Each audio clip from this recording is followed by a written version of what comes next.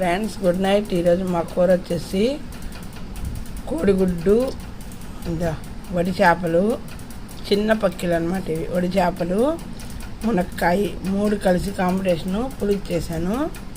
ఎమ్మి taste ఉంటుంది friends. అసలు ఎంత బాగుంటుందంటే అసలు చెప్పలేము. సూపర్ టేస్ట్ ఉంటుంది. మునక్కాయ మంచి టేస్టేను. ఈ వడిపక్కలు మా సైడు వడి చేపలు అంటారు, మరి ఒక కూరలో ఒక్కొక్కటి అంటారు.